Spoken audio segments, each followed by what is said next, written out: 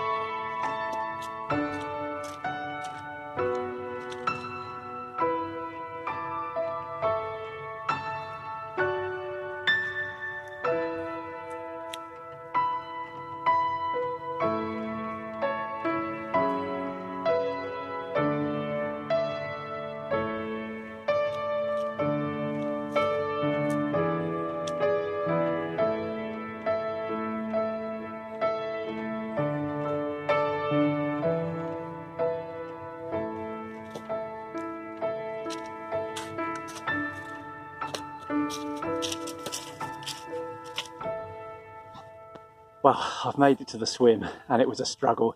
Really muddy banks here and a hell of a push to get the barrow through, but finally I've arrived. This is the swim I've chosen behind me. I know it looks little more than a ditch, and in fact I think they call it the ditch locally, but it's the only place where we've seen any signs that there might be some fish at all.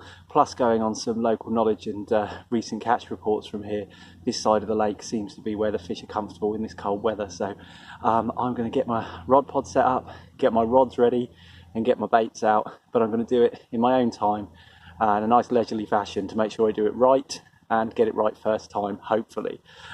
Let's see if we can get set up and see if we can catch one of these lovely carp.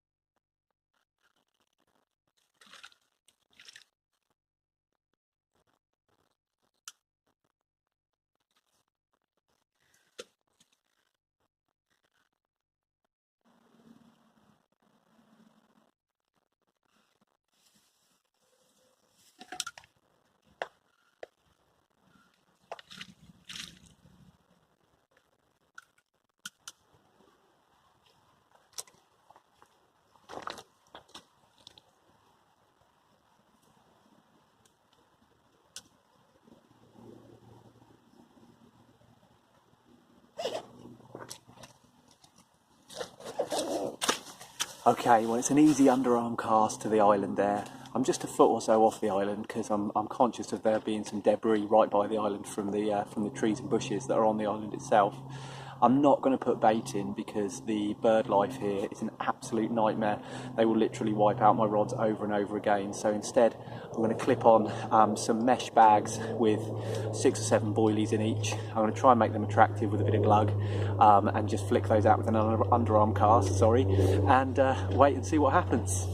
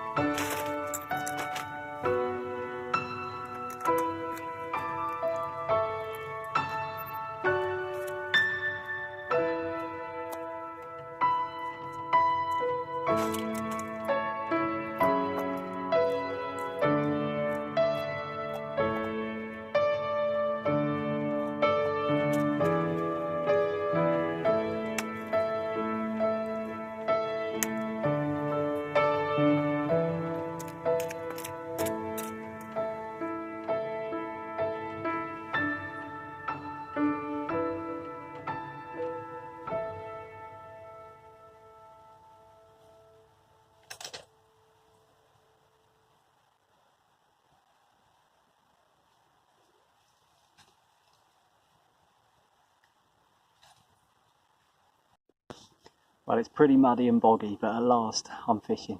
I've got the bivvy up and tried to be as quiet as possible when I've been doing it too, because it's not a huge bit of water behind me here, and I feel like the carp could be easily spooked if indeed they are here, as I hope they are. I've underarm flicked my 2 rods just a couple of feet off the island with quite a large bag of large mesh bag of boilies. To dissolve around the hook baits. I'm not catapulting out or throwing out any bait because of the bird life, and hoping that the fish just find those little piles of boilies, and in particular my glugged snowman rigs, and they fancy a feed, but only time will tell. Great to be here. Now I can properly relax that everything's set up. I'm going to get the kettle on, have a cup of tea, and kick back for a while.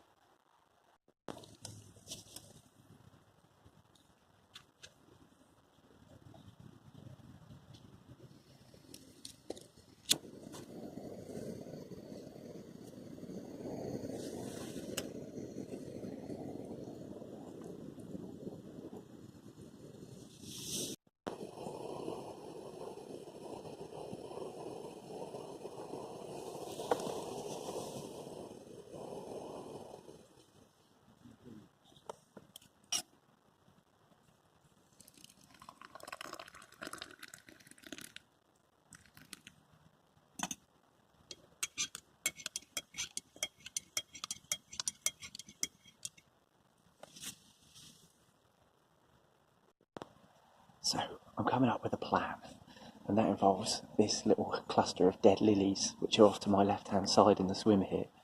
I'm going to try and put some crumbed up candy nut crush boilies, which are soaked in the cloudy manila liquid, and I'm going to try and start introducing those into the lily pads and see if I see any movement there.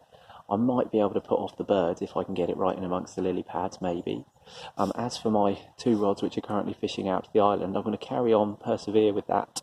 I am going to recast both, though, because I really got this niggling feeling that they tangled, maybe one of them tangled, on the cast first time round. And I think that's because the mesh PVA bag, I just put too many boilies in there, and the weight of the bag just affected the way the rig cast in a big way.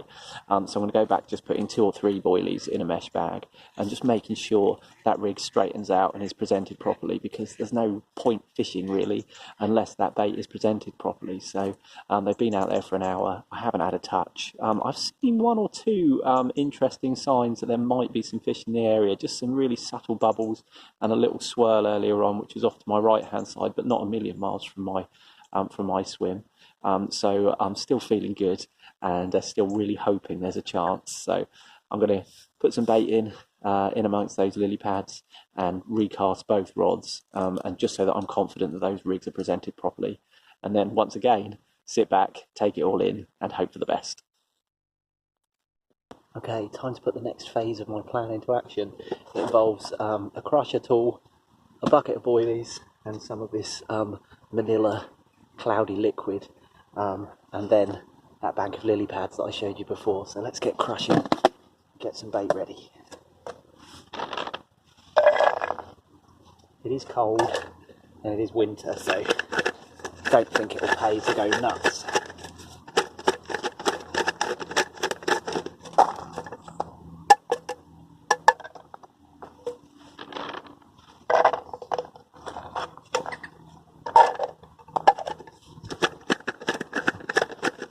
Even now, here crushing these baits, I just heard a duck land. It's almost like they know what I'm going to do. It's got to be worth a try though.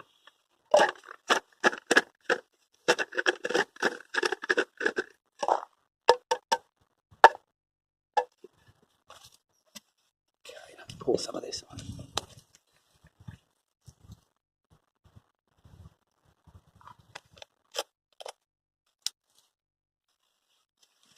Wow, that looks good. Get some of this in the lake.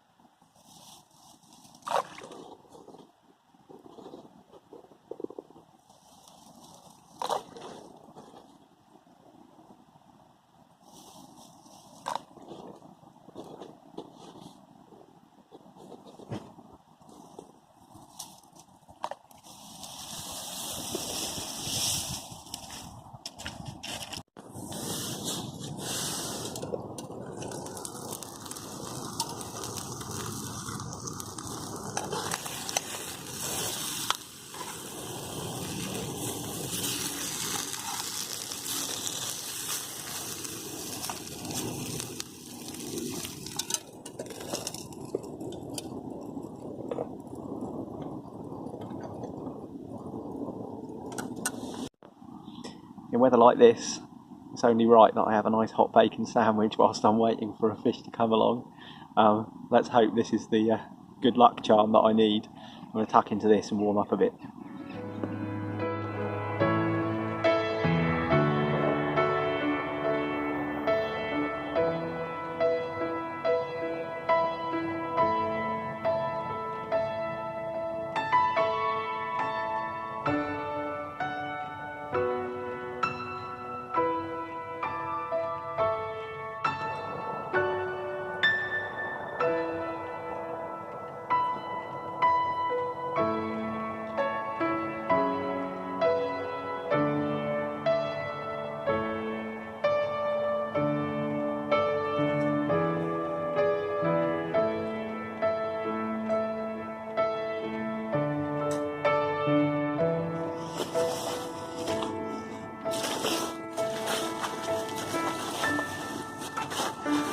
missus home for the night.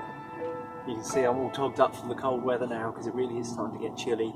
It'll be getting dark soon, and I've left those lily pads alone, just trickling in a handful of bait every now and then.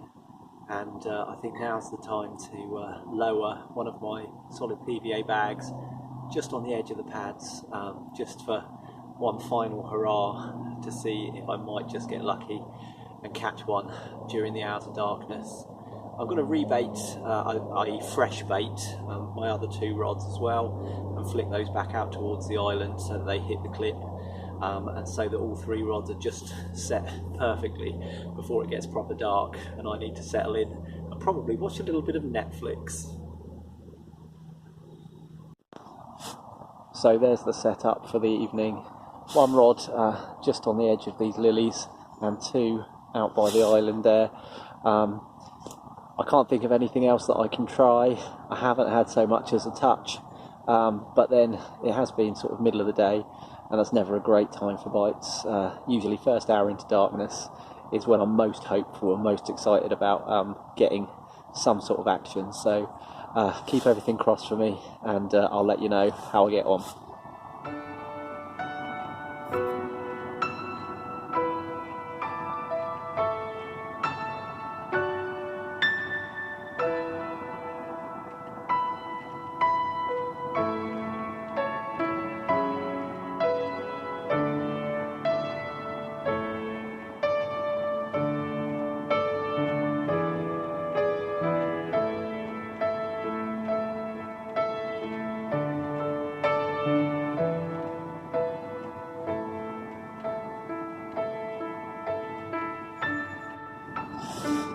Okay, well, I'm afraid I'm already seeing lots and lots of rats out there.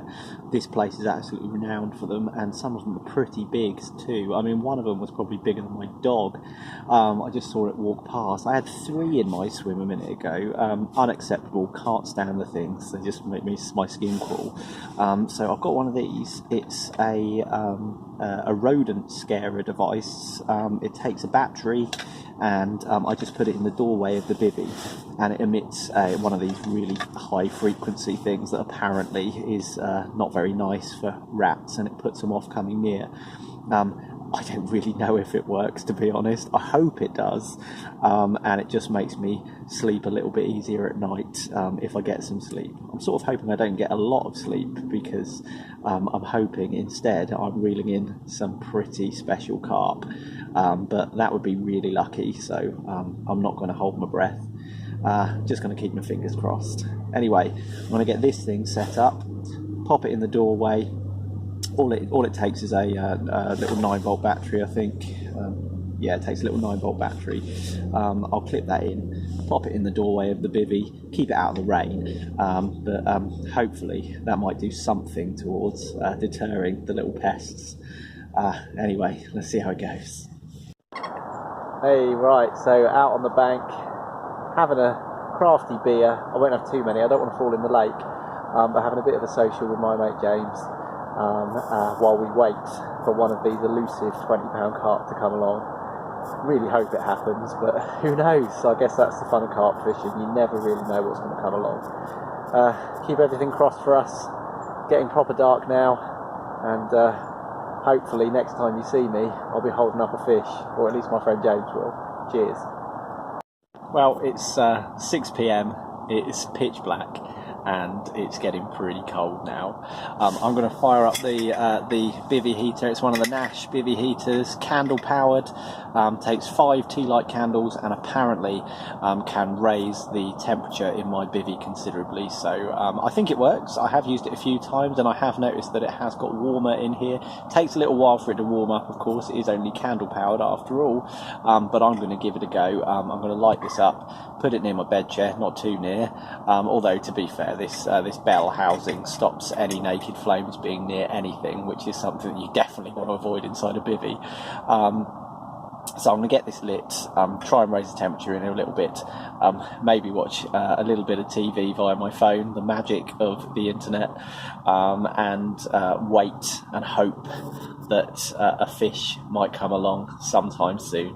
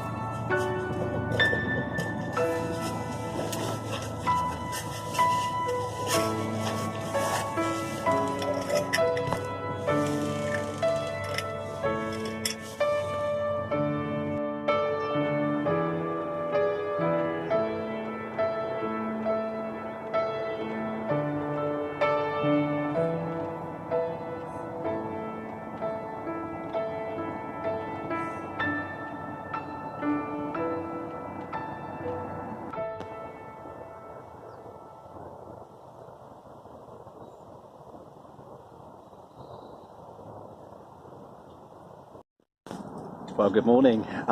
Some of you may have noticed this retaining sling in the margin. Yes, at last I did manage to catch a fish. Only one, and it's not a big one. It is a pretty fish though. I'm delighted to have caught it. The rod screamed off just after 6 a.m. and I jumped out of the bivvy, picked up the rod, and the reel was frozen in place. I picked up the landing net and that was frozen in one stiff piece. But despite all of that, with a little bit of muscle power, managed to get the reel moving and get the fish into the net, and then popped her into the retainer just for a short while until the sun, as you can see behind me, has started to come up. So now it's time to do a couple of photographs and then get this carp back to where she belongs. But I'm really pleased to have saved the blank and to have caught a pretty looking carp on this very, very cold winter overnighter. Well, after all that waiting in the freezing cold, I was woken up at 6 a.m. by this beautiful scaly mirror carp, probably only about 5 or 6 pounds, but when they look like this, the size is kind of irrelevant. I would have liked a 20 pounder, mind you, but there she is in all her winter glory. Was it worth coming out and nearly freezing to death overnight? Yeah, absolutely, and I'll be doing it again soon, I hope. I'll just show the other side of this fish.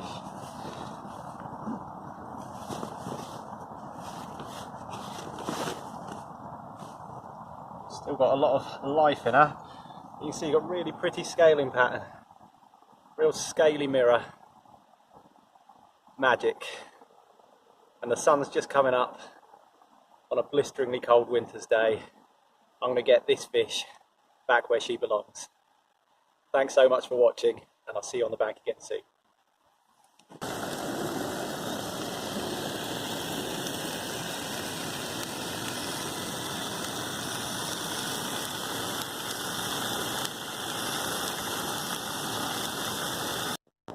Well, after getting that fish safely back where she belonged, it's time for a good old-fashioned fry-up. I got sausage, bacon, fried egg, some potato waffles, and even a slice of fried bread. Can't beat it. That'll warm me up a bit and give me enough energy to pack all this gear away, hopefully.